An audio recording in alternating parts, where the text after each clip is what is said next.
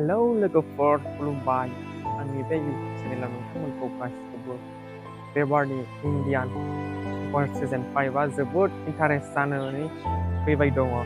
बे बाराव माने गासिनिबो मोसाखावरिफ्रा फैगोन आरो भिडिअखौ जोबोद इन्टारेस्टै दा इन्ट्र'डाक्सनखौ होबाय दङ बे सुपार सन इन्डिया। अब्ला जों गासिबो नेनानै थाबाय नायगोन बे बाराव आबसारा बर'नि फिथाइयाव फैगोन जोबोद इन्टारेस्ट आरो दुखु गोनां माखासे काहानिफोरखौबो फोरमायलांगोन आरो बे बाराव जोङो सापर्ट होब्लानो जाबाय जोंनि आंगो आबसारा बिनानावखौ।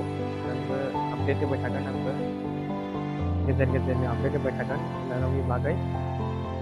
भिडिअखौ बे बाराव गासिबो सापर्ट खालामनाय आरो माबायदि प्रसेसै जागोन बेखौ जों नायबानो जाबाय। आरो जोंनि गेजेराव जायफ्रा आंनिख्रुइबो बांसिन नलेज दं, गोरों, बिसोरबो भिडिअ बानायनानै जोंनि गेजेरावबो जाहाथे बुजिगोन। जानो हागौ आंबो माबा मोनसे फोरमायनो हायाखै, बुजायनो हायाखै खोमा, अब्लाबो बेखौ माने जोंनि गेजेराव बुजिनायनि थाखाय गुबुनफ्रा भिडिअखौ होब्लानो जाबाय। बयबो बे बाराव सापर्ट खालाम। बे बारनि सप्तायाव देरहानो हादियासै, 1 नाम्बार खमनि थाखायनो 29ल' जाहैदों। जास्टिसफ्रा खोन्थानाय बायदिब्ला ससियेल मिडियायाव जोबोद खम जादों, एसे नांबावगौमोन अब्लानो माने बे बाराव राज मुकुटखौ मोनगौमोन आरो जोंनिनो आबसारा बर'आ।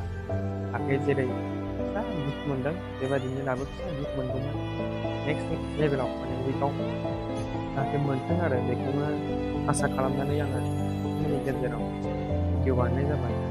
गोरोन्थि मोननो नाङा।